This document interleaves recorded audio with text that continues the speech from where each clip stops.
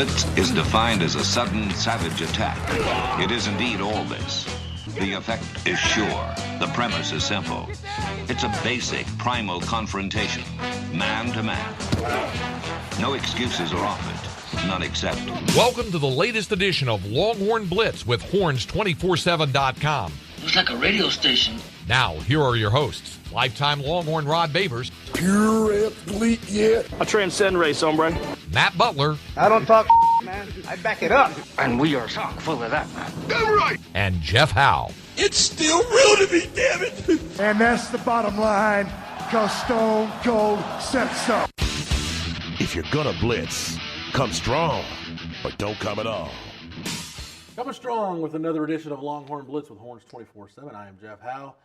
I thank everybody for joining us. However you're listening, you're watching us on video, you on the plethora of podcast apps where this show is now available. Thank you so much for your support of the Blitz. Hope everybody out there is staying healthy, taking care of yourself and your family, and you're doing well. And if you're looking for something to break the monotony of quarantine time, we're here to do it for you with a little Texas football talk on this week's show. Let me bring in the rest of the team as we practice our safe social distancing. He is the master of the soundboard, drop machine extraordinaire, Matt Butler. How are you, sir? Doing pretty well. How about yourself? Other than a problem with my left contact lens, I'm doing good. So if it looks like I'm winking at you guys or adjusting my eye, I've got a problem with my left contact. Man, that would be so brutal because I've wore contacts my whole life, but with the new idea of trying to limit face touching, I would touch my face constantly trying to mess with contacts. I bet that's a never-ending battle. It is, and I'll tell you what, I have washed my hands so much, I'm like over-washing my hands. I got like cracked skin all over my hands. That's why I'm hiding them behind the laptop for those of you trying to watch this on video. The third member of our team, he knows all about hand sanitation and sanitation in general. That's what makes him a Renaissance man, not just here on Longhorn Blitz, but on 104.9 The Horn, where you hear him each and every weekday on the triple option with RBKD, with Brad Kellner and Kevin Dunn. From 3-7, lifetime Longhorn, 2002 UT All-America, 2002 semifinalist for the Jim Thorpe Award, fourth-round draft choice of the New York Giants in 2003. Spent his NFL career with the Giants, Lions, Bears, Bucks, Broncos, and a year with the Hamilton Tiger Cats in the CFL. When he was done with football, got himself back to Austin, Texas, in the 40 acres where he earned his degree. Whenever that T-ring comes in, we will make sure he wears it proudly. Nonetheless, he is a card-carrying member of DBU, and when you get that All-American honor recognized by the NCAA, they make sure you get one of those black cards, number 21 in your program, number 1 in your hearts. Rod Babers, Rod, how you doing today? Thanks for the intro, brother. Doing great. How about yourself? Our home away from home, Rod, is the Onion Creek Club, the Jimmy DeMeritt Room, where we're at right now. I do my show with Craig Way, Light the Tower, 10 to noon on the Horn if you need it. And then Rod comes in here with Kevin Dunn to do the afternoon show. Rod, I mentioned you going in the NFL draft back in 2003. I want to start our show this week talking about some draft stuff. We'll talk more draft next week ahead of the draft. I think next week's show will be draft intensive. But I do want to get to a couple of things today. Devin Duvernay shooting up the boards. If you look at the latest mock drafts, Todd McShay had Duvernay going late second round. Mel Kiper now has Devin Duvernay going late second round. Yeah. Pete Prisco from CBS Sports, keeping in the CBS family for a minute, he ran down a list of 20 guys I like more than scouts do. Devin Duvernay was on that list for him. And I'll read this from Pete Prisco, quote, "He's a slot receiver who can fly. There is great value in that. At 5'10", he might not be able to move outside consistently, but he can run, especially when it comes to play speed. He is a solidly built player in the Tyreek Hill mold, but one who isn't quite as fast, but he has speed to win on the next level." Right, that's like saying something. Well, you're not as fast as Carl Lewis. Well, great, who is?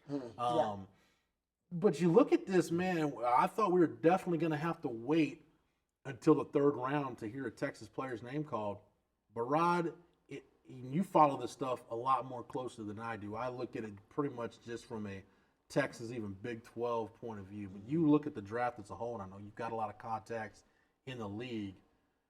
Are people starting to think that maybe that run of receivers where not everybody knows Jerry Jeudy and CeeDee Lamb are going to go pretty early, but the Henry Ruggs and the Justin Jeffersons of the world, are people thinking that run of wide receivers might come a little bit earlier in the first round than people might have initially been thinking? Yeah, I mean, I think the projection is 4.5 wide receivers in the first round, but I think it could get closer to 6, which would, I believe, be approaching a record number for the position in the first round. I got to go back and check it out. It would definitely be the most in some time taken in the first round. That wouldn't surprise anybody because this is supposed to be the deepest draft that we've seen at the wide receiver position in decades.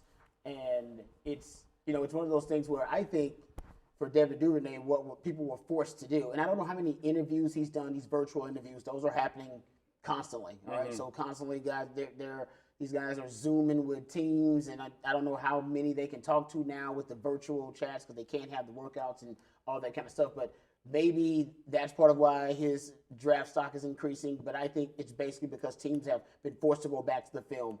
They got to go back to the film. They got to go figure out, all right, you know what? Let me just go look at Devin Duvernay's film. And if you go back and look at the film this year, I mean, there was no team that found a way to stop Devin Duvernay consistently. Yeah. Mostly the scheme would limit Devin Duvernay. And I think in the NFL now, where you're starting to see these, they compare him to Tyreek Hill, these hybrid players. Deebo Samuel is one the 49ers use him really well. I think the Rams, they really wanted to use their wide receivers like that. You go look at Robert Woods. He'll usually have around close to 20 rushes. They wanted Brandon Cooks before all the injuries. The Rams wanted him because he's a 30-40 guy. A guy that in college had at least 30 rushes and 40 receptions in the season. He can take a handoff in the backfield if you have him flexed out or you have him tight in a bunch formation, whether it be a jet sweep or whether it be a quick handoff. Yeah. It's almost a throwback to the wing T formations. That's what Deebo Samuel and the 49ers do. He's basically kind of a wing back. And those are basically wide receivers with running back tendencies. And that's Devin Duvernay. He's a wing back. And I think he's one of those guys that if you utilize him in the right system and you put him in a system where every now and then he can be a part of the backfield action, whether it be as a jet sweep guy, whether it be as a bunch formation, tight and flex. You can hand the ball off to Devin Duvernay because 60% of all of his targets with Texas, and he had, 130, 100 around there targets, somewhere around there. I don't have the exact number. I got to go look through my phone and get it. But he had a ton of targets. 60% of those targets were within 5 yards of the line of scrimmage. Long handoffs. And when he got the ball, even guys like Grant Delpit, LSU, they couldn't tackle him. And those are guys who will be drafted in the second round along with, Caleb Von Chason. They'll be drafted in the second round, maybe even the first round. And Devin Duvernay, I think, is getting some respect because teams are going back to the film. His film is extremely impressive, and he was underutilized here at Texas. When you talk about the film too, Rod, Matt, actually, go ahead if you want to make it. Oh no, just I rewatched that LSU game, and that's the type of game where you're talking about the film that you put out there, like just him ability against not only Delpit multiple times breaking tackles, but the hands that you see all the way throughout the season. But when you're talking about just somebody going to look back at the tape, that's something that's going to stand out. And then you explained his skill set, but it's actually a truly unique skill set. There isn't a player in the league like him where you can find a guy that is, say, runs with power, but has great hands, but also has top-end speed, but also multiple position versatility. There are ones that are comparable, but it's very rare nowadays to find somebody that you're like, oh, man, he has sort of a unique set of tools that none of these other receivers have now. Not to say that he's better than them in all of them, but it is a way to just diversify or separate yourself from everybody else. So having that ability is huge. And then just when you look at the way that individual games, he stepped up his consistency. And then even that LSU game, if you remember, he had, I believe, one reception the entire first half, and then he came out the second half and took it over. And he was the best player on the field. So whenever you're talking about looking at film tape and what you're left with, those are the type of things that'll make him propel himself. And that's why I said he was limited by the scheme because, the Oklahoma game might have been the most disappointing game in terms of Duvernay's production. Just off the top of my head, I got to go back and look at it. But the Oklahoma game, he didn't do much because Oklahoma knew exactly what the scheme was. Yep. They knew exactly how Texas was going to use him. They were waiting for all those screens, and that was before they figured out, let's let Devin Duvernay from the slot run the slot fade. They hadn't been doing that very often. You know what I mean? And that slot fade was... that was big. They ran it with Jake Smith, I think, in that game. And he was wide. LSU was wide open. But I think it was a beautiful throw, open enough, and then they didn't make the connection. But you got a guy like Duvernay, 719 yards after the catch, 465 yards after contact, I believe, 23 forced missed tackles. That was more than Deebo Samuel had when his last year in college. I think that's what teams are looking at. And I think Deebo Samuel, Tyreek Hill, guys who fit that mold, they help make Devin Duvernay some money because now teams, at least they know how to use a guy like Devin Duvernay. And it was Steelers Depot that did an insane breakdown on Duvernay, if y'all haven't looked at it. And I think it was 118 overall targets he had on the season. But when you look overall at his contextualized catches between the hash marks, he had 47 catches in 2019 in the middle of the field, and that's something that you don't always see. That's like an area where not only does it show that like in traffic or you can withstand a beating, but also mentally you understand you're on the same page as your quarterback. So those type of things. 47 catches inside the hash marks is insane, and that's almost, we can almost all picture him just getting inside before the safety comes down, and Ellinger being able to find. It was almost as if he had to know the ball was going to be there right the second he came out of the break, and just to put your hands out and be ready for it.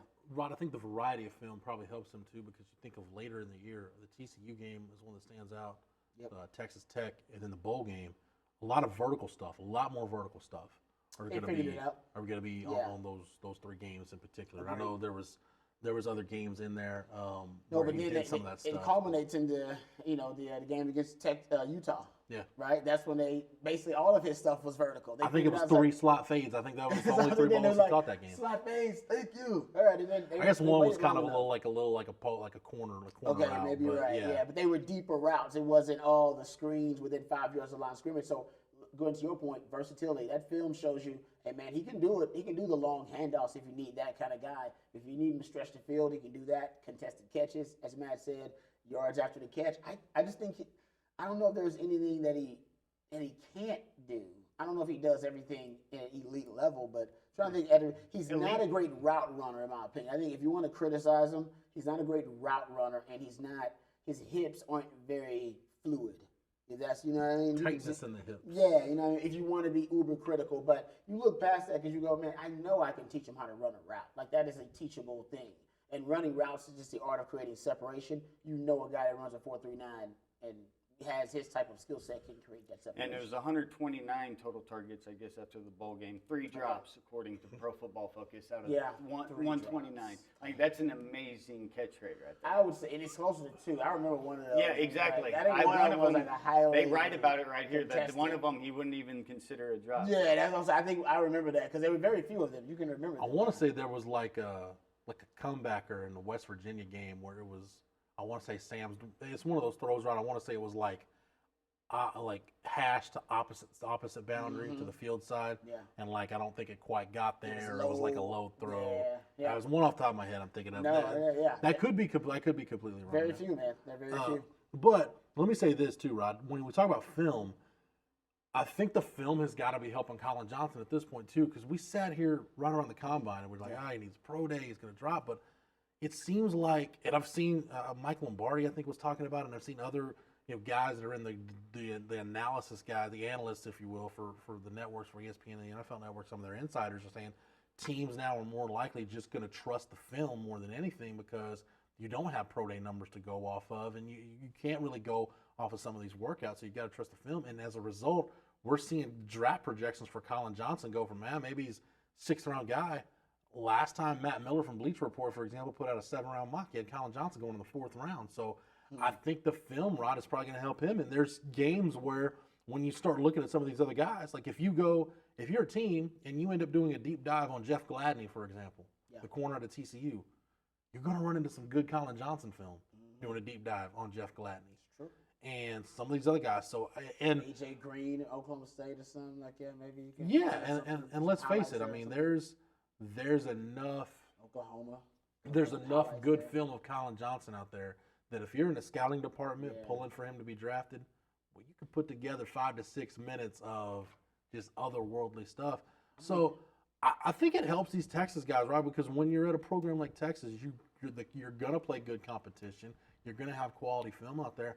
I think it's going to help all these guys. Even a guy like Malcolm Roach or Zach Shackelford, who might be 6th, 7th round pick, priority free agent type guy, that's going to help those guys get a second look because now you've got, again, if you're doing that deep of a dive into the film, you have to. You're going to come across bad stuff, but you're also going to come across some of their good stuff too. What else are you doing if you're a scout right now?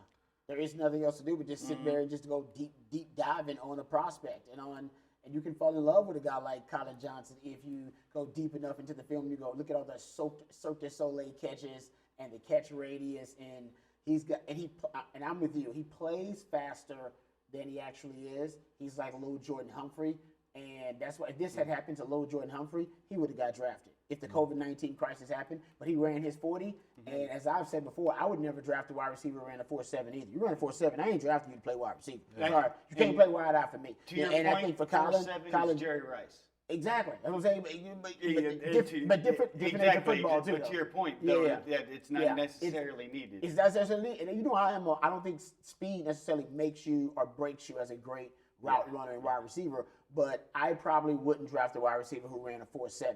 And that's what happened to Lil Jordan Humphrey. Ran 4.7. 4.75. And it was like, all right, you know what? He's off our board. Yeah. And if Colin Johnson had run high 4.6, honestly, a lot of teams would have been like, man, he's off our board. But he didn't have a chance to run that. So if you watch the film, you go, you know what? I think he looks like he runs a 4.5. And then the Senior Bowl workouts, like you and have the Senior Bowl those, workout, because he plays fast. Just like Lil Jordan Humphrey plays way faster, or at least played way faster than a 4.7.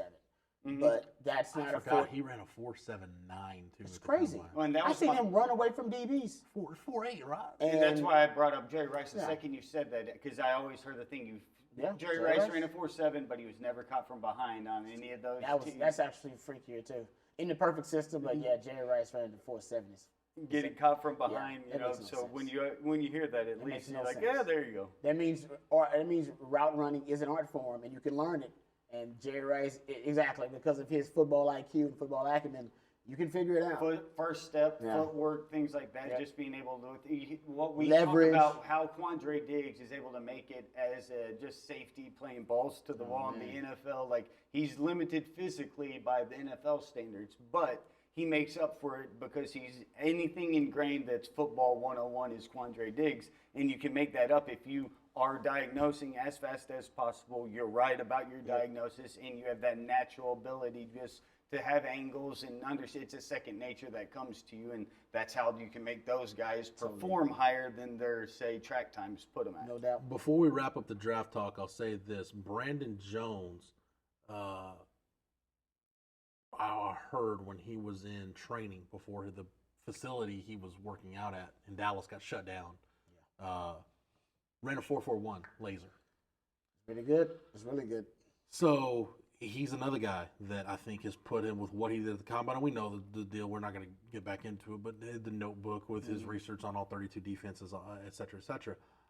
All of that stuff, he's put himself in a position where I think he's probably, I've seen him go anywhere from like late third to early fifth. So somewhere in that late day 2, early day 3 mix. So Brandon Jones is going to get drafted. And at this point, Rod, I feel safe saying this. If I'm going to bet on something in this draft, Texas related, the New England Patriots are picking a player from the University of Texas in this draft. Really? Because, keep in mind, Tom Herman went out of his way to say one of the phone calls he fielded recently was a call from Bill Belichick asking about all the draft prospects. And there's one of these Texas prospects, I won't say which one, that I've been told talked to the entire Patriot staff on their respective side of the ball, including Bill Belichick. I bet I can guess. So I'm not going to say which one. I don't want to play the guessing. I think because I predicted one player would go, but the Patriots would be interested in, and I bet it's that guy. That is my bet. That is my prediction in this draft. The New England Patriots will leave this draft with a player from the University of Texas as part of their draft. If I said Malcolm Roach, it looks like a New England Patriot late in the 6th round. Makes sense. Somewhere there. And nobody else is valuing him, but he's done the research about dad being a coach. You know, even in high school and in college, played every position on the defensive front. And then you go to the combine, and his next-gen athletic score, he's one of the most athletic defensive linemen in the combine. I believe he's top 5.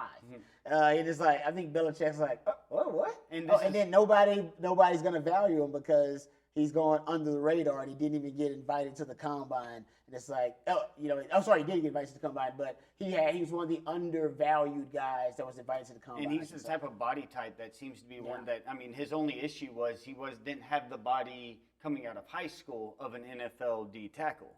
But there's everything else involving him with the physicality to like the ability to put on lean muscle, where now you get to the point that you actually have packed on weight, and now you just have this massive amount of strength that is good strength that's going in the areas that you need it to be dispersed. And then, like you already said, it being a coach's kid in the football IQ, he fits every box you want to check if you're a Patriot. Yeah, no, it would be quite the alignment. But I mean, I'd say the same thing with a guy like, hell, Duvernay may just be going too high, but he's the perfect type of guy that they would want to value because he can be that. Because think about Belichick wanting to take that next step to we don't know what the offense will look like post Brady, but the ability to have a guy to throw out of the backfield, but also be able to use in the slot. And you turn down Welkers to your Edelmans to Duvernay can play multi-roles there to where I could easily see him falling in love with a handful of guys from Texas. Before we get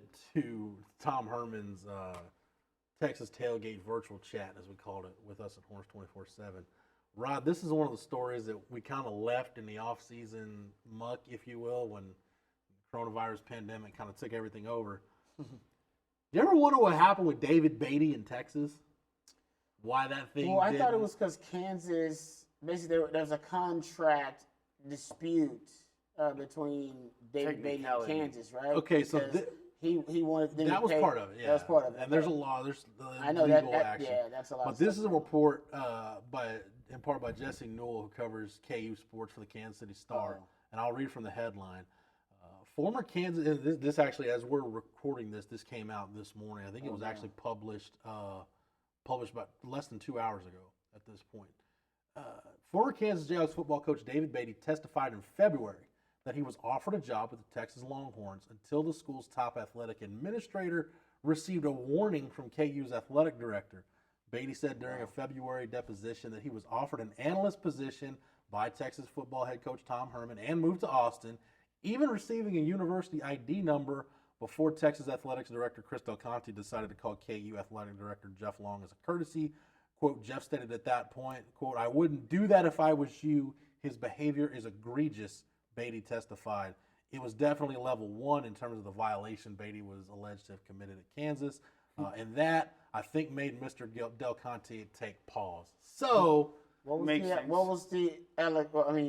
the charge though? What's the allegation of what? I guess Kansas has kept that in. Level 1. This is level 1 is a reference to the most serious type of violation in the long-winded NCAA manual. Beaty, however, was accused of a less serious level 2 infraction, which was self-reported by KU to the NCAA. I think it was having an analyst actually serving in a coaching role or something like that, not one of your counter coaches, whatever. But basically, if you want to know what happened to David Beaty, it sounds like it got that far. CDC didn't want to deal with the headache. Yeah, of some of the ramifications that could possibly come up. I mean, honestly, if you're in his position, it's not worth it. Would you do it for an analyst? Yeah, it's not worth it. If it was a coordinator, maybe. If it may carry baggage over to you, and then if he's hired by you and then is investigated, even though it's at another school, it's not like it's a show cause issue, but it can connect you to something that you don't need to necessarily have technically on your coaching books. That's a PR problem, basically. Yeah, and now he's got to work for the NCAA to resolve it, I'm sure, and that sucks because the NCAA's got other issues. And I love how they phrased it. It was a courtesy for at least call. you to get your clean record so that another team will bring you in. That's baggage that's gonna haunt you for a while. And the thing about Texas, like, you already gave them the entry card, you're ready to go, and he's like, let me get this courtesy call to Kansas. It's like, well, courtesy call, it's like, it sounds like you maybe didn't do your due diligence to look into why you're hiring this guy. Yeah, good point. Well, because he probably already had the approval of Tom Herman and all that kind of stuff. It's like, oh no, we're good. He was a coach at Kansas. Yeah. It's a contract dispute. They probably think to themselves, there's no reason for us to think there's something sinister, and then they get a call and it's like, just no, when we live there in is something sinister. We live in the world of unwritten rules until then you can't steal signs with technology, but you can steal signs before, and they're all unwritten. And then when there's unwritten rules all throughout college sports and stuff, it allows for then you have these areas like a courtesy call whenever you're dealing with technicalities, and it's like, actually, there's litigation issues. We shouldn't be doing that. Here's the part, basically what we're talking about here, and this is again in the Jesse Newell story in the Kansas City Star.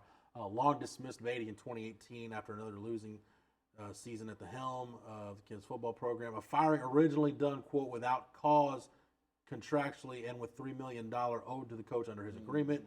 Kansas Athletics then suspended and later terminated Beaty's payout amid a self-reported investigation into whether Beaty's video coordinator was coaching Jayhawks quarterback in violation of NCAA rules limiting the number of people authorized to provide instruction to players. Beaty is suing Kansas, seeking the $3 million owed to him. That's basically. And this goes back to the comment, I forgot who reported it, but there was Jeff Long allegedly told somebody they were looking for like the hooker in the closet. They're looking for a reason, and they needed a reason, so they didn't have to pay him $3 million, or they didn't want to pay him $3 million, which is. It's like these days, I mean, that's kind of the cost of doing business. When you fire a coach, everybody's got a price tag. You got to fire the guy. You got to pay him. Yeah. That's kind of saves some guys' jobs too. The payout, people don't want to pay the payout. No, then you find one technicality. We don't have to pay you $3 million. You had a coach talk to somebody on a. But now he's got to wait to see if the NCAA. So is it actually like did the NCAA decide? Okay, you did violate the rules, no. and that they. Well, that was Kansas self-reported. That's what I'm saying. So now they have to wait for the conclusion of it to decide whether his lawsuit is actually valid. And that ain't gonna happen. And that ain't gonna happen for a long time. It's like, so right? David Beaty ain't got a job. Because if it's not an NCAA violation and they don't get like penalized for it, then Beaty can argue, whoa, they just made that up just so that I could get it. But if they are penalized for it by the NCAA, that would back up Kansas' claim that yes, we had cause. Yeah. This guy was doing dirt that was going to affect us in the future. So it's a Fuster club. And that's why they self-reported it. They wanted to get him out. Yeah, you go. So just a little David Beaty update in the middle of our draft talk and our Tom Herman talk, which I think, I'll agree at this point. Like, I think Tom Herman with the new hires, on the analysts, I think they're probably pretty good with Mike Yursich running the offense, Rod. No doubt. Getting the creative juices flowing, which, again, you talked about scouts don't have anything to do but watch film. That's all Mike Yursich has to do right now is sit back and, you want to evaluate personnel. Hell, you've got 13 games of film to watch from last year. Go ahead and get after it. Just come up with very creative ways to use different players. It's tough because now you can only, if you are going to, say you're going to start, you got so much time in here, it's like, man, I might as well just start game planning. Hell, I might as well just start. I got to go down the rabbit hole. Obviously, you're not game planning for specific teams, game planning in terms of the internal, intrinsic way, like what's our identity? Who are we going to be now? You got to go with your proven commodities and the things that you know that you have, and you don't have that many of them on offense to go. So you basically are building the offense around Sam Ehlinger. Because that's the only real big advantage for Texas this year. No, it is. I was like, if you get football this year, Sam Ehlinger's a huge advantage. You can build that offense around just Sam's really good skill set now. And we've talked about how versatile he is as a running back who can be a dual threat guy, but it's in a different way, more as a physical runner and expanding the quarterback run game. And you just can get creative. I would just be hypothesizing and theorizing. I call myself a football theorist. I think Jeff is too. Hell, I should trademark the damn term because I'm sure after a while people are going to start using it. But be a football theorist now and look at, I got a chance to catch you guys at your Tom Herman tailgate roundup, whatever it was. And it was awesome, by the way. And he talked about Jordan Whittington and Jake Smith. And that probably was my favorite part of it. And it's probably 90 seconds or 2 minutes where I don't know if he's been listening I've got the quote right here. You got the quote. I don't know if he's listening to Rod be on the Blitz or listening to all my breakdown on the Rodcast, but dude, I swear he was speaking to me. I felt like I was at church. And you go to church and the Reverend has a sermon, and then it feels like, I was like, is this sermon for me? Is this specifically? You are moving me with the Holy Spirit right now. That's how I felt. He started talking about, well, if we bring Jordan, you can read the quote, but we bring out Jordan Whittington and Jake Smith, and we use those two guys as a running back or wide receiver. He's talking about 20 personnel morphing into 10 personnel, and I swear it was orgasmic for me. Like, I was losing it, man. I got really, really excited. I'll say right now, I think Tom Herman listens to the show because I've noticed that impression. He's hit bullet points that we've heard, so hopefully he's listening. I loved it. So the question, we'll for the rest of the show, we'll talk about the Texas Tailgate virtual chat we did with Tom Herman. And again, thank you to Tom Herman for his time. And this was something that unique opportunity we were approached with, and Chip did a great job. Chip Brown hosted it, and we're told, hey, can you guys get, we were asked by the powers that be at Texas, hey, can you guys make it a video component? So props to Taylor Estes and Travis Crum, the best damn videographer in the podcast game. Gave us a huge assist. The Blitz influence, baby. So we made it happen, and everybody working together, and it was awesome. But the question was, that was posted to Tom Herman was, about Jordan Whittington's health, and then now that he's going to be cross-training at running back and then now moving to wide receiver, how does that expand the offense? This is the quote, Rod. Are you ready, or are you like? No, I mean, do it again. Can you it's control like, yourself? Yeah, it's like women, reading 50 Shades of Grey. Go ahead. I think the cross-training really allows you to maybe be in some 10 personnel if you consider him, Whittington, a wide receiver.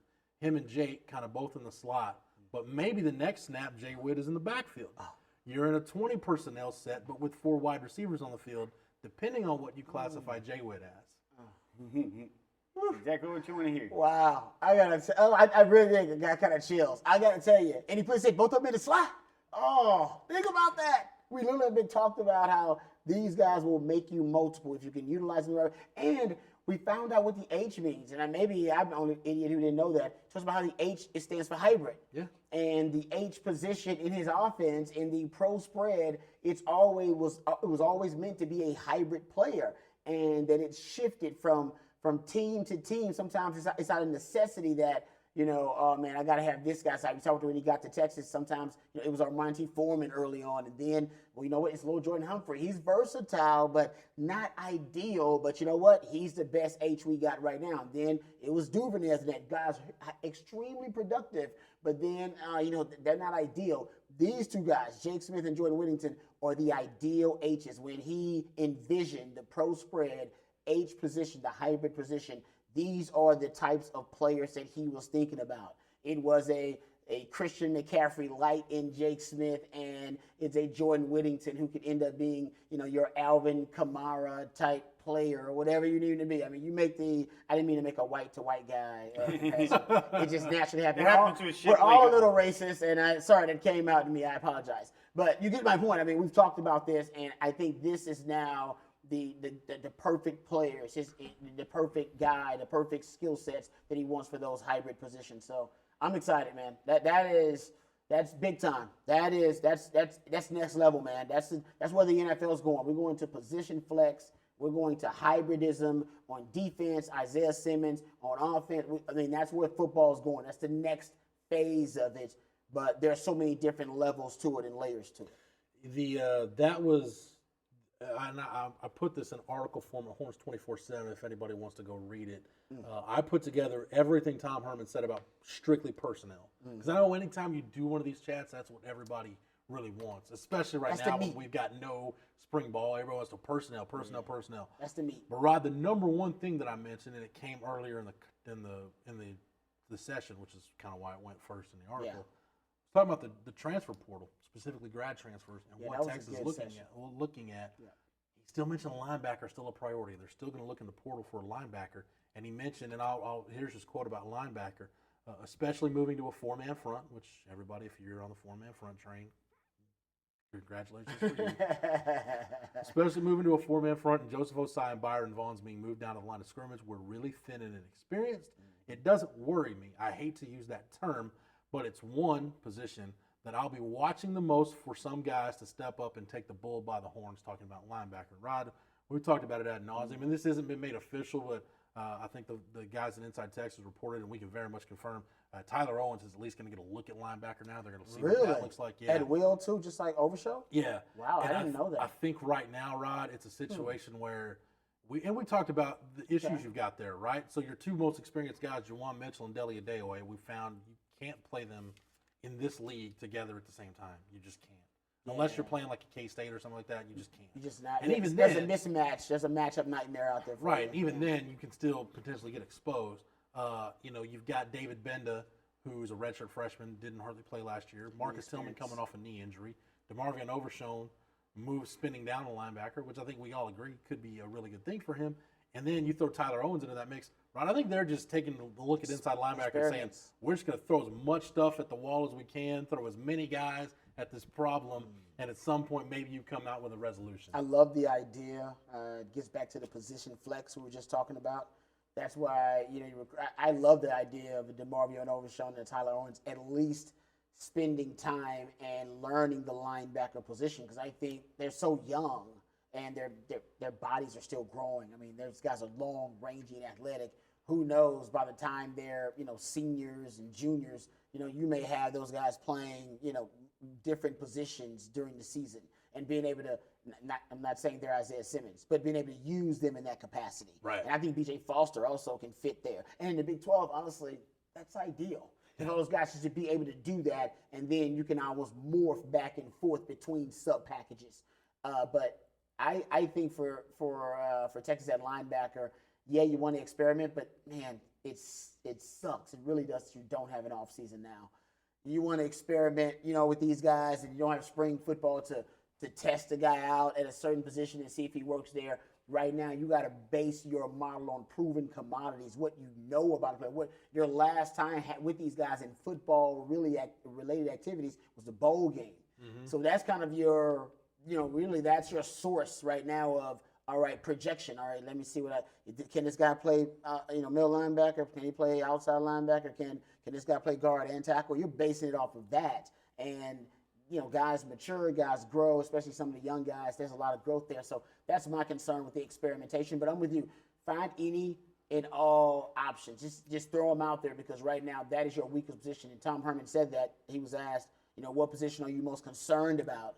And he's like, linebacker, no doubt. So he's echoing the same sentiment that Longhorn fans have. And it was something that we hit on, last week, and we've talked about just sort of that position being the area that would be best if you were deficient at it. But I remember I was talking, this was back in February in one of the shows, whenever it was ESPN's Bill Connolly put together a thing, just talking about over the years, all the models he studied, and to see what returning production in college and what it results in. And basically on offense, if you return more than 60% of your production, it's pretty safe. Like, you have a 2-point improvement or more baseline if you go from 60% returners. But if you have less than that, it's at least 3 points that you are worse offensively than you were, to where there's a clear 5-point difference once you start returning more than 3/5 of it. But you're talking about like points per game, or like a percentage just points on overall. the scale? Well, first off, this is just on your points per game, just production, just on a baseline. But so offense is really correlated strictly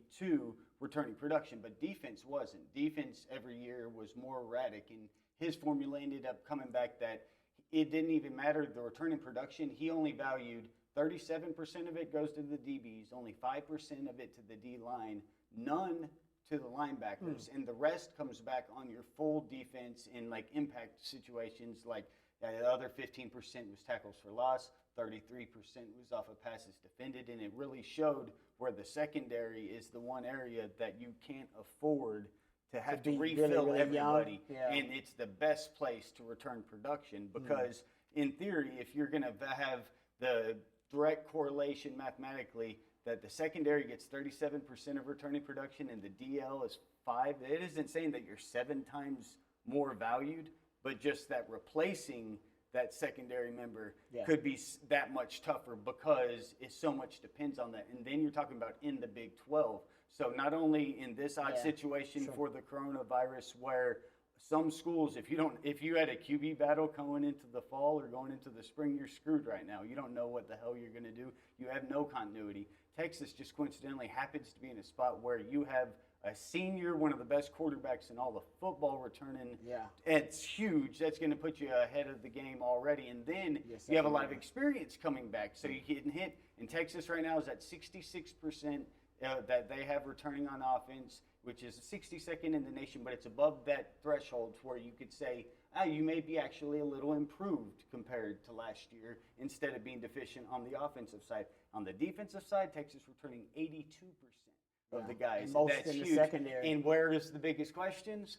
At the one area where you can afford it, and then the one place that's your biggest strength, and it ends up going across this returning production, not necessarily starts, but if you were to go and get your returning tackles for loss, returning, all those things. Splash plays. Exactly. So whenever you go and look at it, Texas is sort of set up to where Texas's strengths are in the areas that are going to correlate to the most success, and you're in the 1 year where you have no preparation, so having veterans in those roles is even better for Texas. That is backed up by, there's some NFL analytics that say they're trying to compare, what's more important on the defense, pass rush or coverage. And most of the analytics say that coverage is more important than pass rush, which it flies in the face of what we have been, led to believe. And I think, by the way, I think both can work. I think there are plenty of ways to skin a cat. I think you got to figure out one way to perfect it. Or perfect the pass rush like the 49ers have done, or perfect the secondary like the Patriots have done.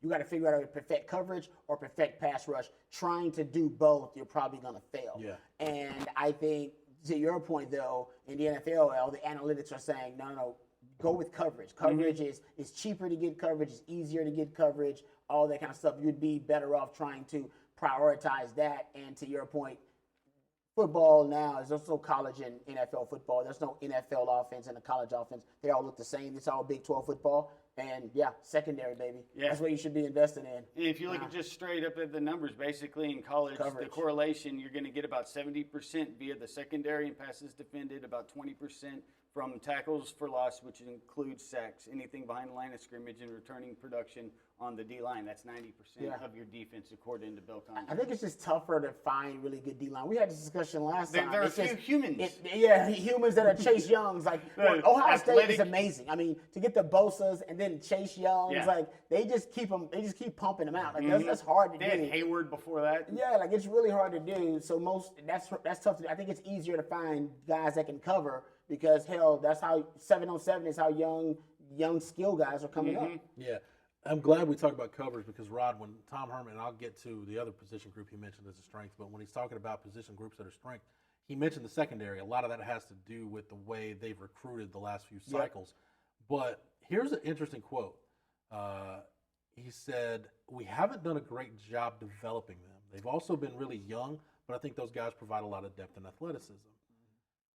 It's really weird how fast time flies, Rod, in the college football cycle, but we're going into a 2020 season where Jalen Green, Anthony Cook, Deshaun Jameson, B.J. Foster, Caden Stearns, these guys will be draft eligible Already. after this season. Crazy, man.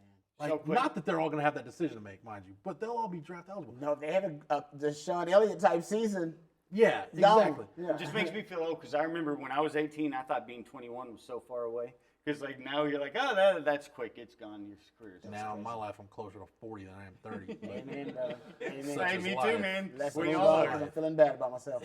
but Rod, when you look at Tom Herman say that, I think it's a challenge to Chris Ash and Jay Valai to say, hey, you as the safeties coach, you as the corners coach, we're giving you guys that have legitimate NFL ceilings based on how we thought of them as prospects. Can you guys get them to their ceiling? And I think, Barton Simmons did an article at 24/7 Sports looking at how the rosters that, whether you've had a coaching change or coordinator change, kind of grading how they fit. And he thinks, and I think we can all agree with this, the change to Chris Ash's defense could really benefit Jalen Green and Deshaun Jameson because they're natural press physical corners. But Rod, this is a big year for that secondary, man. Like, they did deal with injuries last year. Like, you can't deny that. But I think anybody listening to this, watching it, that's followed this program can agree you got to get more out of that secondary than what you got last year. Considering the raw materials you brought in, the amount of talent you brought in with that class in the secondary, I'm with you. I think this is the year because I don't want to put premature expectations on them. And those guys have played early. And Caden Stearns had one of the greatest seasons ever for any DB in the history of DBU as a true freshman. And he had one of the greatest seasons ever for a Texas football player as a true freshman. That was amazing. But since then, of course, he's had to deal with injuries. B.J. Foster's had to deal with injuries. DeMarvion Overshown still trying to find his place, and trying to find how to best utilize him. So I'm with you. I mean, I think this is the year where there are no excuses for the coaches. How can you best weaponize those players? And I think specifically the safeties, man. I think the corners are going to have an easier not easy transition, but they're going to have an easier transition than the safeties. But these are safeties that should be able to be implemented and effective in any system. These are guys that anybody around the country would have loved to have gotten LSU, Ohio State, and turned them into, NFL players. Guys that should be drafted in the first, second round. Those types of players. The guys who got that kind of ceiling. If Texas doesn't get that out of these guys, that's a disappointment. Let me run this by you, Rod. When you're running a press quarters scheme like Chris Ash's, and again, we talked about it. One of the things I like about Chris Ash, he's not married to a certain coverage, a certain way of doing things. He's been a Tampa 2 guy. He's been a press quarters guy. He likes it to look the same on the surface. Right, but let's assume Texas is going to be more press quarters, which I think there probably will be given the personnel. your safeties in a quarter scheme are more often than not going to be read players. And when you've got instinctive guys, and I'm taking B.J. Foster out of that conversation because I think, like you look at Tyler Owens, what we just talked about, you look at Tyler Owens or DeMarvion Overshown, look at B.J. Foster and say, maybe he's more Isaiah Simmons for me. Maybe he's just a guy that doesn't have a position. We just put him out there at linebacker depth and let him be a 3-down defender. When I think about the need, like read players, and you got to have instinctive guys, you'd have a really hard time finding a better safety tandem in the country than what you've got with Chris Brown and Caden Stearns. You have two guys that are real instinctive, that your safeties become critical in run support when you run that kind of scheme. We talk about the corners having an easier transition, maybe not as cumbersome, but it's not like this scheme changes are going to take your safeties out of what they do. No, I agree with you on that. Yeah, I mean, if you tweak it, you probably can tweak it where you can build it around their strengths. I mean, we know tracking the football for Caden Stearns sideline to sideline. I mean, he's got a Earl Thomas-esque type ability to be able to track the football, and he's got a ball hawk in him. So maybe you want him reading the quarterback. Maybe you want him as your free safety back there that can, defend the deep ball, put an umbrella on the defense, but also be able to track down anything. And for a guy like, B.J. Fall or Chris Brown, I love Chris Brown in the box.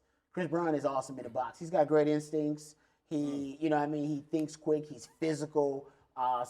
Maybe you want to have a situation. The LSU tape on him is great. It is. So you want to have more, more situations where the concepts bring him down into the box. But obviously you don't want that. You don't want that to live that way. You want to be able to switch it up. But I think the safeties, you want to build the coverage concepts around their strengths. And it should be easy to do because they got a lot of strengths. The B.J. Fosters and Caden Stearns and Chris Brown, I mean, they do a lot of things well. Honestly, I'm trying to think. Very few things I can think when they're healthy that they don't do well as safeties. I remember B.J. Locke telling me about B.J. Foster because remember, I forgot. I think it was maybe Brandon Jones had the ankle injury in 2018 in the Maryland game, missed the Tulsa game, and B.J. Foster got the start. And I remember talking to P.J. Locke about B.J. Foster, and he's saying, I don't think people realize how talented this guy is. I mean, he's good enough and smart enough to play over the top. Obviously, he's physical enough to play in the box, and you've seen him blitz, but he's also athletic enough to where if you need him to spin down in the nickel and cover somebody, so he's so well-rounded. I think, to me, Rod, of all those safeties, assuming like Tyler Owens and DeMarvion Overshown are in the linebacker group now to stay, because we know at least they're going to look at those guys there. And Tom Herman did say they're planning on DeMarvion Overshown doing a lot of things at that will position. Yeah. But assuming those guys stay there, I think the safety you really got to weaponize is B.J. Foster, because as good as Caden Stearns and Chris Brown are, like we just talked about, that skill set for him is so unique. It's really hard to envision, like, man, you really hate to get to an end of the year and realize, man, we wish we'd have got more mileage out of that.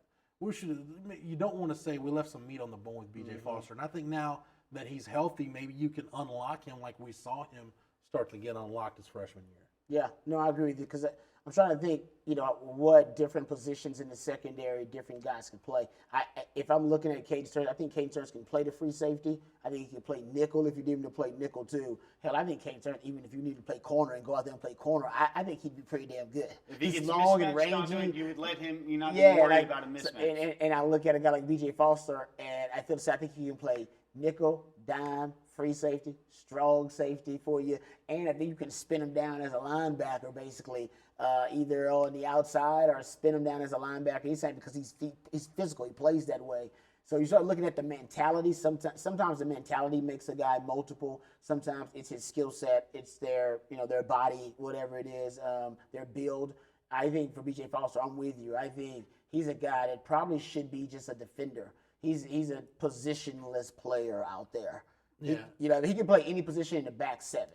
And that's what I would look at him as. This is part of the reason why, Rod, when they were recruits, I looked at them like this. And they were both 5-star guys, so it's not like one was significantly better than the other.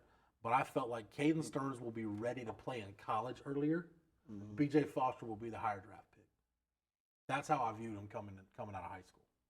I can see that because I could see your stereotypical safety body is like Foster's built a little bit more durable. It seems like the athleticism for Stearns. It seems like not as if he's slender. It's just like in comparison, like Earl Thomas is a small safety, And like B.J. Foster's body type seemed to be more traditional than Stearns. Stearns, like you're saying, he's almost built like Huff was. Like he's so long and lanky and athletic that he sort of, and Huff could do all those things in college that you said. No, I think I can see Caden Stearns getting pigeonholed as just a safety, even though I think Caden Stearns could do more. I think he's that versatile. But I can see, like Huff, like he's brought up, but getting pigeonholed in the NFL, and I can see if you use B.J. Foster right, I can see teams looking at him as just kind of he's not a honey badger, but if you utilize him right and he is healthy enough that he can play a number of positions out there for you. Like he could be one of those. Like look at Minka Fitzpatrick in the league and Jamal Adams in the league. Like he could be that kind of safety. Derwin James. That's another what guy, Foster's, you know what I mean? Yeah. I think if his ceiling, you're looking at it. I think BJ, Caden Stearns, I think he's gonna be awesome. But Caden Stearns, I think he's more of a typical free safety and just in his build. But hell, man, I think Caden Stearns can play corner too, or nickel. You guys know I think he can play nickel. He's done that for a while. While we're on those guys being the returning starters at Texas's production, 82% of production returning this year. And if you look at their baseline number, it says basically if you're at that 85% returning production, it's a 5-point jump, and it's in their adjusted points that Bill Connolly does compared to just your normal points per game, but that's a drastic improvement. Rod, you talked about first-year defensive coordinator, so we know it's even better. Defense is going to be top 20, baby. We know that. Let the player. So what do y'all run? Yeah. What do y'all like running? All right, let's Doesn't run matter, that. baby. We know the D's going to be good this year. It's just recent history. We know that. Rod, you talked about the personnel quote Tom Herman had with Jake Smith and Jordan Whittington about showing some 20 looks and 10 looks.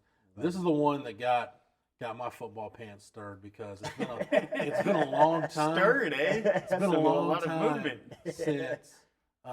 since Texas has legitimately been able to say this.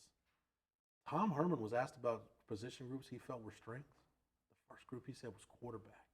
And his quote was, I would think that the depth at quarterback is going to be phenomenal. Wow. Another thing we talked about last week on the show. Wow. Holy Chicago. Yeah. Boys, we've come a long way from the, no disrespect to these guys, because I like both these guys, but like the Tyrone Swoops v. Gerard Hurd debate, come a long way since then.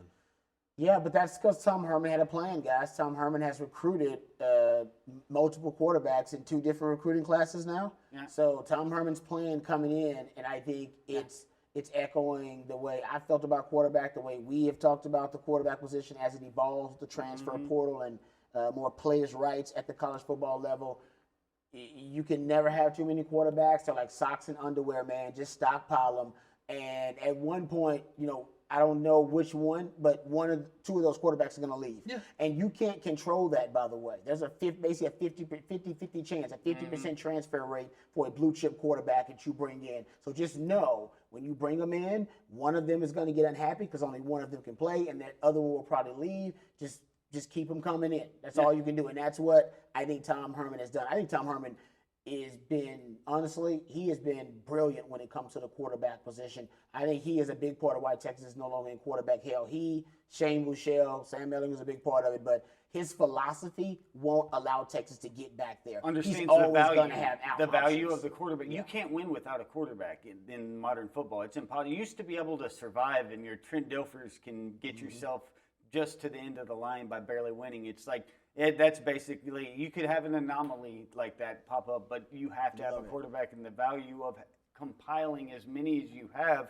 So not only are you never left without one, but then how you can then identify the best one within those, and you get 2 each year. And if you get 3 classes with 2 out of those, you better not have missed on all 6 of them, because if you got 1, that's all you got to do. Well, you're going to miss. Yeah, that's the point. You're going to miss. That's number 1. They're going to be unhappy because they can't play the ones who aren't playing. That's number 2. Guys are going to get hurt. That's number 3. There's a transfer portal, so, it makes it easier for guys. And also there is, hey, man, guys are just they're going to be bust. Yeah, it's not going to transfer. So there's more of a chance that your quarterback that you recruit isn't going to work out than it's going to work out. So when you're recruiting guys, keep that in mind. Yeah. Be like, man, I'd recruit 2 quarterbacks sometimes back-to-back years. Be like, that's crazy. I'm like, no, it's not. Like, sometimes I would draft a quarterback every year in the NFL, and that's not crazy. And 20 years ago, Bill it was Belichick crazy. Bill Belichick has drafted 12 quarterbacks since he's been with the Patriots. There's a reason for that. You're going to get to one of those points in this program, Rod, next spring when Sam Ehlinger's off getting ready for the NFL. And like we're going to hear the conversation like, oh, how much of an NFL quarterback is Sam Ehlinger? Where's his value? I don't care where his value in the NFL is. He's damn good at Texas, and that's really all I'm concerned with. But anyway, when he's preparing for the next level, you're going to have Casey Thompson, Hudson Card, Jaquindon Jackson, and most likely Jalen Milroe, all four of those guys on campus at the same time, competing for the quarterback job. Here's the other part of your problem, or your quarterback problem that you didn't mention. What if you have a situation like Roschon Johnson where you get a guy on campus and realize, you know what? Not only did we have a need at running back, but that might be the best one we got on campus right now. Yeah, exactly. And it just so happens that this was your quarterback take, but you know what? He's better at this position. He can help us win games here. Yep, that's a miseval. Yeah. Well, not a misevaluation, but you were wrong, so you corrected kind of a recorrection, if you will, of it. But still, that is why you got to keep recruiting quarterbacks, man. You just never know. That's added value too. Somehow you were able to get because some quarterbacks, if they can't play quarterback, they're just not quarterbacks. It's a wasted scholarship. You got it yourself. You manufactured depth out of a quarterback. You got to walk. I mean, it's the same idea. You see it happen very rarely. Do they go out to receiver? But I mean, even Gerard Hurd, we were just looking at highlights of him before, and he got value to where if you can recruit a guy and they fit this same type of skill set, if there's an athletic quarterback that you want to go after to be your power scheme or power run spread, you can be able to get a guy that can have the athleticism. And if he doesn't pan out at quarterback, who knows? He might be a good enough athlete to actually work somewhere else, which used to be foreign. That used to just not even exist. That's what I liked about them taking Jaquindon Jackson. Really, both these guys in the 2020 class, because Hudson Card, keep in mind, he was an all-state wide receiver as a sophomore. Become your Bo Trahan, at least on special teams. But when Texas went on him early, people are like, well, he'd only played a handful of varsity snaps at that point, and that's just the nature of the beast when you talk about evaluating quarterbacks. You've got to do it that early. And my thing was, look, if Tom Herman and Tim Beck at the time, if they had evaluated that position and decided, you know what, we think Hudson Card, we think he's Jarrett Stidham, he's Chase Daniel, he's Ryan Tannehill, he's one of those guys that, he's a wide receiver, but watch what he does when he gets at quarterback, his natural position. It's just added value. And Jaquindon Jackson, in the right system, he's probably the kind of quarterback that, no joke, like has Heisman potential. Like he's that dynamic with the ball in his hands. But if that doesn't work out, he could be your Derwin James, Shaq Thompson type box safety. Like he's that dynamic of an athlete. So I love the two quarterback class where you've got guys that if it doesn't work out there, they don't necessarily have to go into the portal to find a place to play quarterback. They can help you win games somewhere else. So is that, so basically he's done that in those classes in a sense, because he, obviously with Casey Thompson and Cameron Rosen, that wasn't the case, but in this class, both of those guys can do it, and that's a great mentality to have. Maybe you go with the one quarterback, like, all right, this is the guy we project is going to be the future starting quarterback. Another guy, he could be the future starting quarterback, but also he could be our starting outside linebacker if we need him to go in that round too. Yeah. So, I love that idea because then it gets to the bust rate, right? You guys talk about the bust rate a lot, and you want to make sure you minimize the bust rate. That's how you really have a successful recruiting class. It's not so much the boom rate. You're going to get the boom rate if you're developing and you're focusing on the details, but you really want to make sure you minimize the bust rate. That's the hardest thing to do. And when a guy doesn't work out at quarterback, a position that usually – if he doesn't work out, it's a wasted scholarship. Like, no, it's not wasted. We're going to move him over to running back, or we're going to move him to linebacker, or whatever it is. Then you minimize the bust rate that way. So I think I don't know if that's intentional, unintentional, or a byproduct or whatever. But that's brilliant. No, and then also it also means that your ceiling at quarterback is insane because you have a freak athlete that can play another position. But if he is maximized at the quarterback position, now you have a truly unique thing that's rare to find, a freak position athlete skill set, but at quarterback. Yeah, if quarterback renaissance in the right system, Jaquindon Jackson could be special. I mean, just absolutely special. There's not enough superlatives you could put on it if it clicks for that guy at that position. But Rod, we talk about that with the rest of the roster. I mean, having position versatility. You see that. I've seen that with Tom Herman, the way they've evaluated guys, just trying to find guys, really trying to max. And when you're building a program, you have to do that to try to maximize every scholarship. Like you take a guy like Reese Lato, okay, it's not working out at tight end.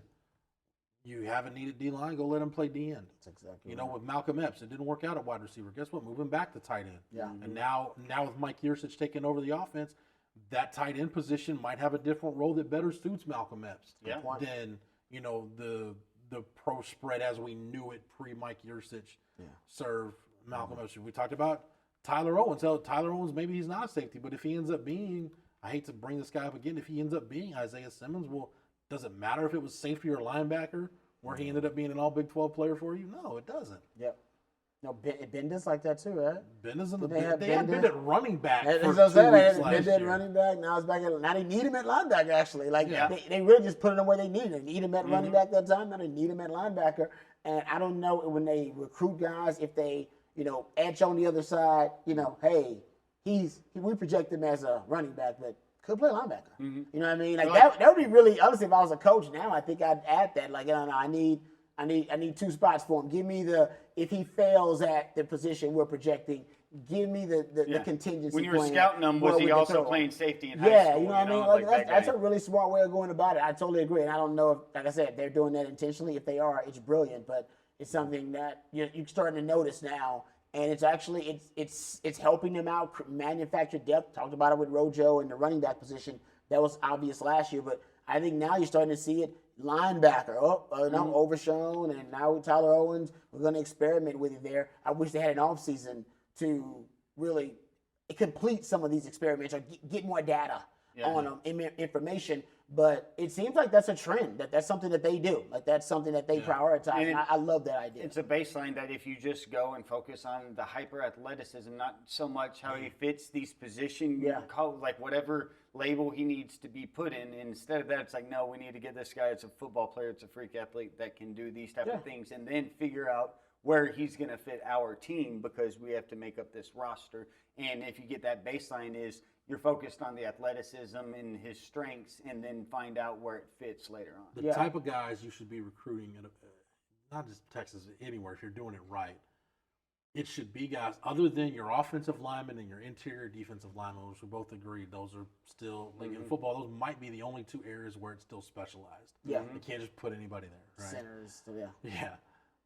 You should bring guys to the table that if let's say he's an outside skill guy, he should be a guy that Chris Ash says, okay, he's playing corner for me, right? And where Andre Coleman says, the hell he's playing corner, he's playing wide receiver for me. Get a guy that position coaches and coordinators are fighting over. Yeah. That's the kind of guys you should be bringing. I remember the Brew McCoy thing. Remember, that was the whole thing about Brew McCoy. Was like, no. He played wide receiver. Like, he also ended up playing linebacker or something. Orlando really wanted Brew McCoy. Yeah, and so I could put him there now that they're both at SC. And it's so strange because I see people in the NFL, and we keep coming back to Isaiah Simmons because right now he is that hybrid position flex guy. They used to call him tweeners. Now that's like a slur. You don't throw that out about a player. It's like, no, he's not a tweener. He's a hybrid position flex. It's weird because in the recruiting world, you can say athlete. Guy's an athlete. We're recruiting him, and he's still 5-star, but he's an athlete. You don't have to put him on the field somewhere. Because college, I think, is also always ahead of the NFL. The NFL is really big about titles, and you must be this, right? This is why, Christian McCaffrey is the highest paid running back in the NFL now at $16 million. But the truth is, he's probably more of a wide receiver and should be the highest paid wide receiver in the NFL. But the NFL, with their franchise tags, you are a tight end. Jimmy Graham wants to be paid like a wide receiver. No, you're a tight end. You know what I mean? The NFL tells you are this. So for Isaiah Simmons going to the NFL, he really isn't just a defender. Yeah. You know what I mean? And there should be more of this. There's 50 shades of gray and less black and white when it comes to the positions, and this guy's that. And that's why I think guys like Quandre Diggs, I think those guys are kind of the future of football. They're just football players out there. And I know Quandre doesn't fit the usual prototype for a safety or a corner or a nickel, but it turns out he can play all of them. You know what I mean? And honestly, Coach Aquino was the first one that I came across in the football world that truly valued that mindset. Yeah. Like he really did. When Coach Aquino, he would sit down and be like, man, I love it, man. He'll play safety, man. He'll play corner, man. He's a defender, man. Don't be trying to call him a corner or safety, man. He's a freaking defender, man. He does whatever is necessary. You know what I mean? Like, that's how he looked at and Michael Huff was the pinnacle of that for Coach Aquino. That was the apotheosis. It was like, no, Michael Huff can play anything. He can play corner, and he could probably be a first-round pick. Play safety, first-round pick, played nickel, probably a first-round pick. You know what I mean? Like, he So was if you're doing missing everything. a corner, and missing then a safety, he it had makes two of it- them because he always had that mentality. He had a Michael Griffin back there who also could play corner, probably play safety, probably play nickel. He ended up having a ton of guys like that. Even in our secondary, Nathan Vasher, he had a Quentin Jammer.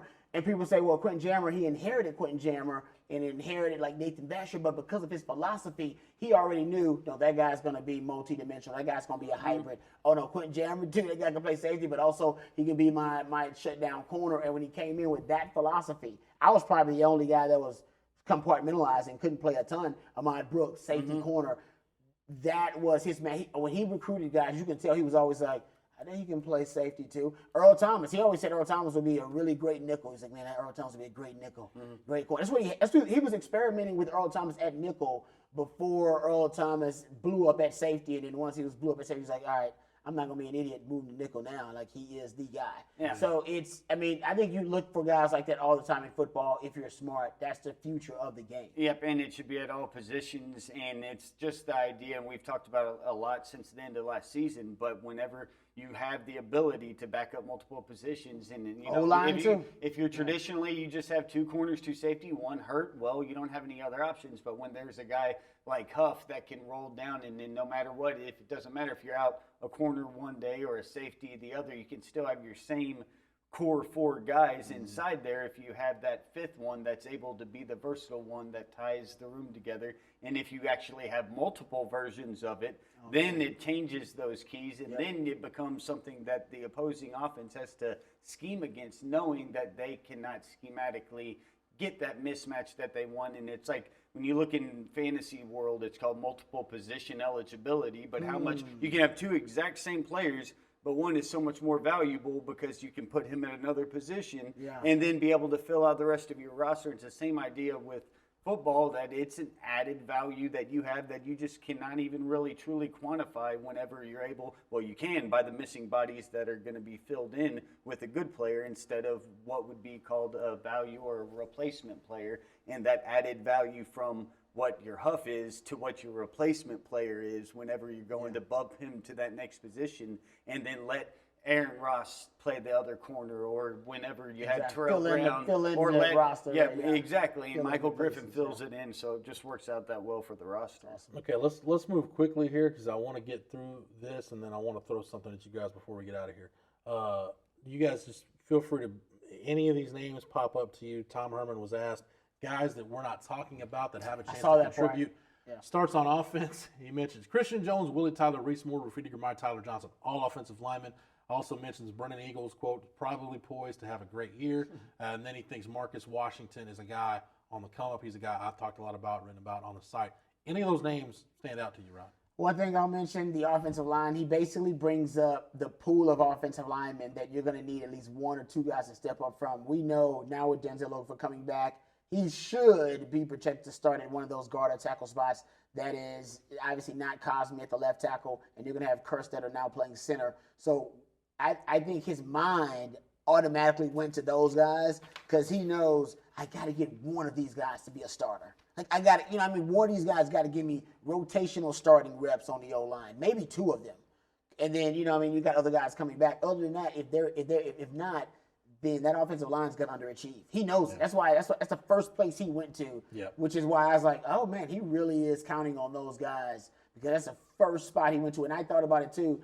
Man, that's the group out of that. We don't know anything about that group. We know that they have been developing them. They've been in the strength program, that, Rafidi Gramai, all that, it's like, oh, those guys are now veterans now, right? Where's Rafidi Gramai? Gramai, Moore, and Jones are third-year sophomores.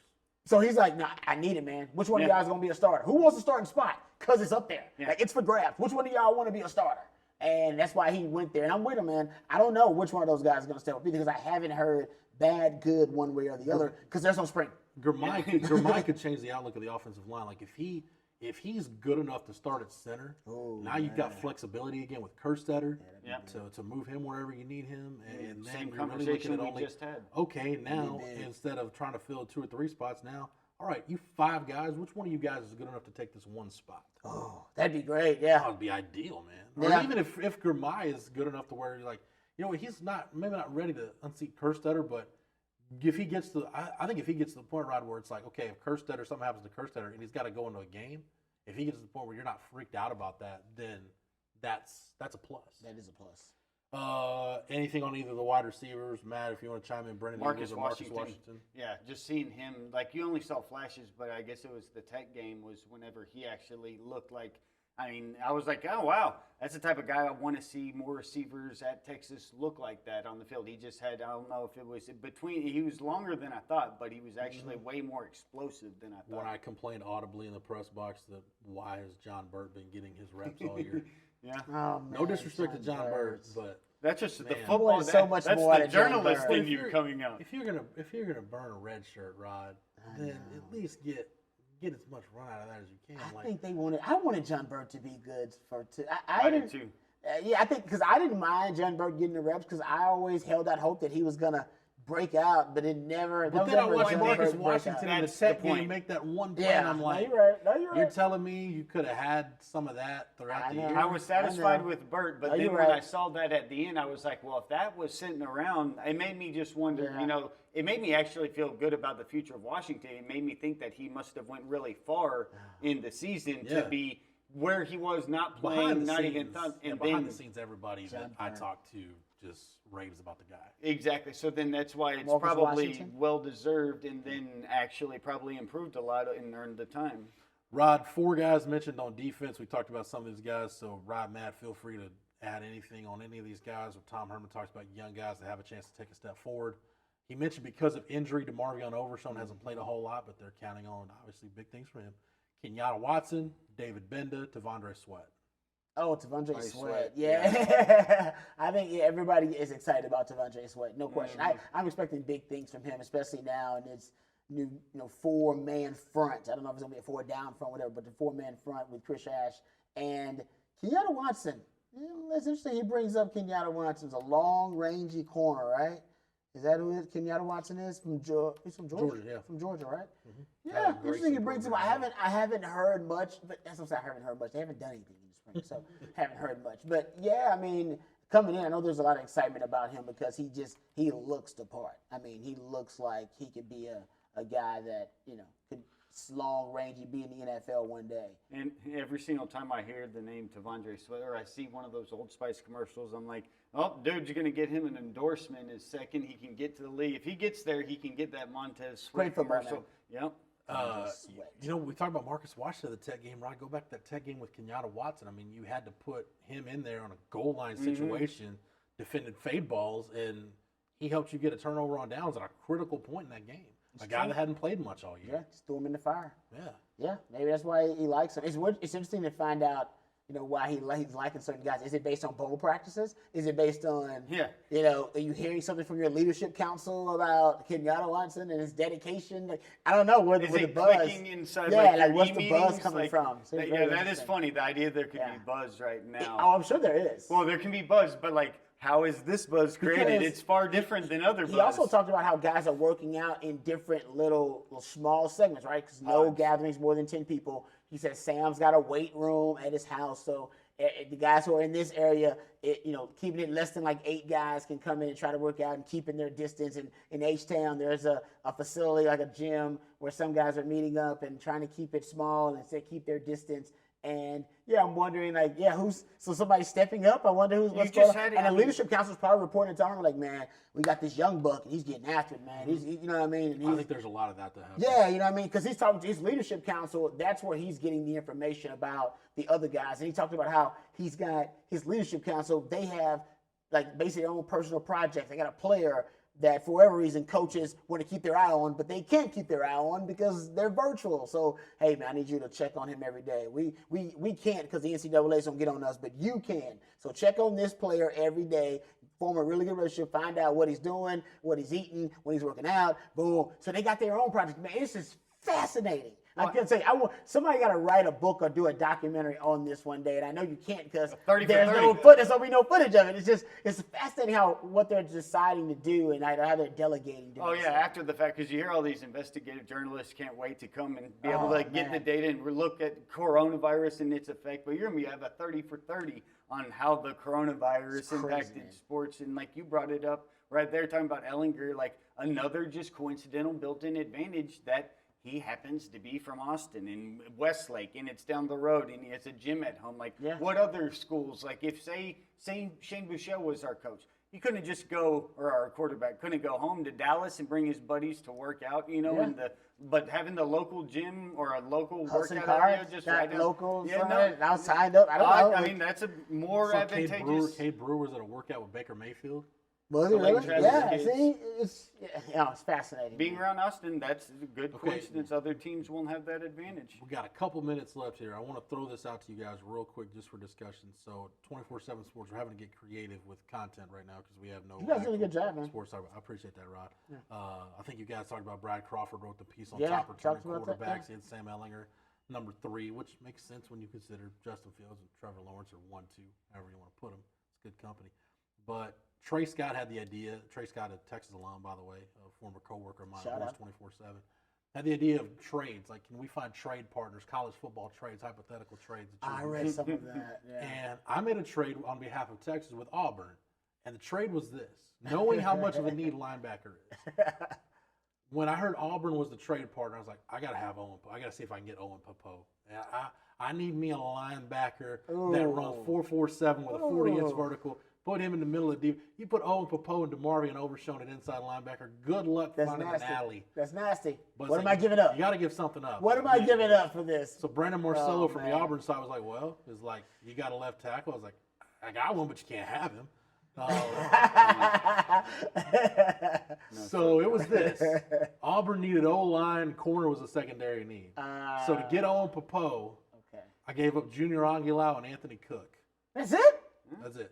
Oh, man, you won that trade. I like it. Sorry to say that. That's a win. Anytime you get a 2-for-1, you know it's a win. No, you're getting the win. one badass. That's what you want. That's a win. Good job. Yep. You got GM in your future. Keep on taking advantage of them dummies from the SEC. Good job. Barton Simmons gave me a B on the trade. He gave Marcello a B+. He's like, it hurts Texas to give a veteran offensive line. But Barton made the point for me why I made the trade. He's like, I almost feel like Popo would be more valuable to Texas than he is to Auburn. I'm like, that's why I wanted him. We need a linebacker. We'd have the only linebacker in the league. We got secondary coming out of our ears. We just talked about the versatility in the secondary. I can move guys around in the secondary, figure out a way to manufacture depth. The offensive line, I will admit, Junior Aguilar is projected as a starter. So he's a future NFL player. Let's be honest. So that's a concern on the offensive line where there's a lot of uncertainty. So that would concern me. But I'm with you. I take that because that linebacker. First year defensive coordinator, he needs something. I don't want him to have an unstable position group. And like right now, linebacker is highly unstable. And if you're going against a Gundy and you're going against these really good offensive minds like Lincoln Riley, dude, they're looking at, you mean you got nothing at linebacker? Vulture. Good luck. Good luck. Give me the guy that's a proven commodity in the SEC West. Yeah, exactly. I'm with you. No, I think that I like that trade, man. I think that's money in the bank. I didn't know if you guys felt I did good in my that's hypothetical GM role. What? Yeah. We gave up our third best offensive lineman, basically, right? But, we're hoping then to look for a step up, some other guys step up. And we gave up our, Anthony Cook. Number 2 or number 3 corner. Oh, that's your perfect NFL I think style. Deshaun Jameson and Jalen Green are at 1 and 2. But the perception, and that's where, like, in the NFL. But he was a 5-star, right, giving out, so. He was a high 4, but again, I looked at depth, though. I was like, okay, if you give up Jalen, again, this is all hypothetical, so this is what we have to I know, we'll get to it now. You give up Jalen, you give up Anthony Cook, but I was like, I wanted to hang on. I didn't want to give up Jalen Green. And I really didn't want to give up Deshaun Jameson because of return game. And we talked about Kenyatta Watson. Tom Herman confirms he's a guy on the rise. And we talk about the offensive line with that glut of second and third year offensive linemen. Yep. Man, if I can't find a starter out of those guys, I either need to fire my strength coach, my offensive line coach, my offensive coordinator. If I got 6 guys and you can't make a starter out of one of them, then we're doing something wrong. Yeah, I'm with you, bro. So I like that move. Good trade.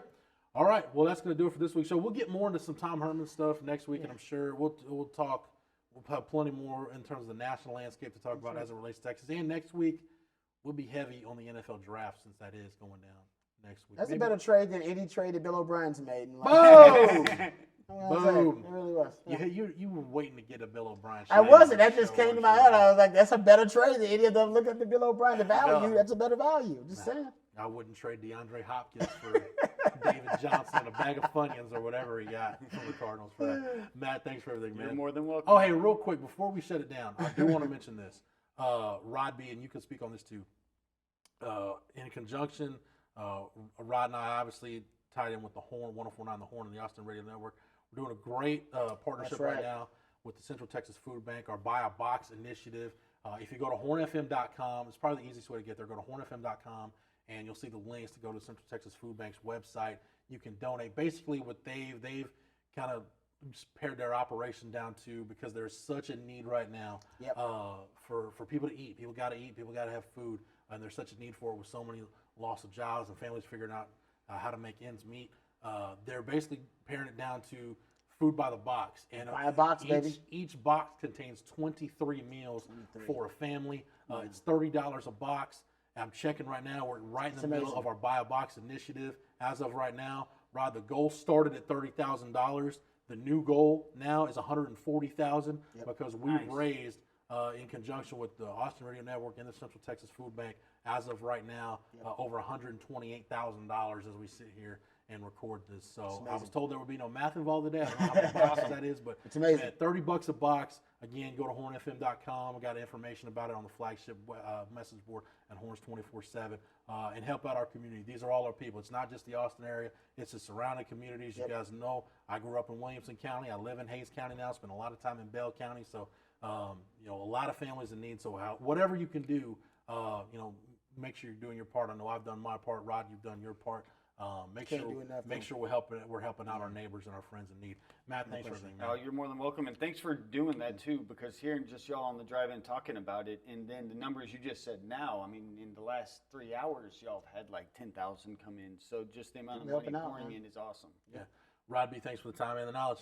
Anytime. Oh, real quick before we get out of here, I do have to give a shout out. I hung out with Mark Henry and some other folks just last week, and we did the Not a Sports Show podcast. I heard him on the radio. He was talking about it. Sounds but awesome. We had Gabrielle Luna on the show, who plays the Terminator in the latest Terminator Dark Fate. Yeah. He's the Terminator, like that. He is the guy.